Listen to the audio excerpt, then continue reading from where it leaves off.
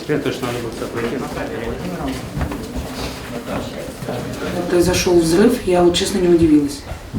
Я тоже поняла удивилась. сразу, какая квартира взорвалась, я поняла, что это был взрыв, Да. и я поняла, какая квартира взорвалась, и я поняла, что сейчас здесь будет ужас просто. И я успела схватить ребенка и выскочить с ними, вот, так скажем. А мы не успели, потому что мы когда вышли, вот эти плиты обваливались, как раз завалило это все, мы забежали в квартиру. Вот это пламя газа, то, что газовая труба взорвала, мы прям видели, как оно вот так вот било мимо.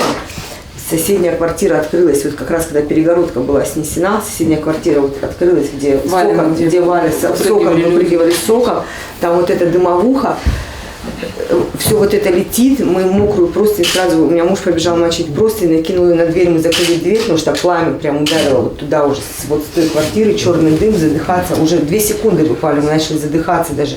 Обратились на телевидение, чтобы какую-то хотя бы помощь вещами, потому что...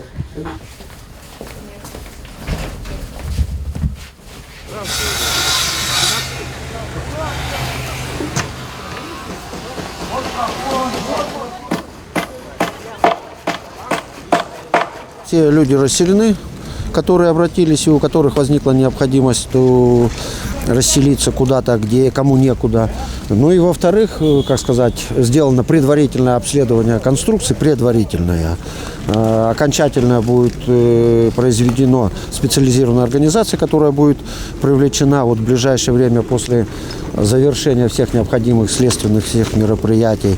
Ну и обеспечен, как сказать, обеспечены мероприятия по предотвращению доступа на 4-й, 5-й этажи, где наиболее сильное повреждение несущих конструкций.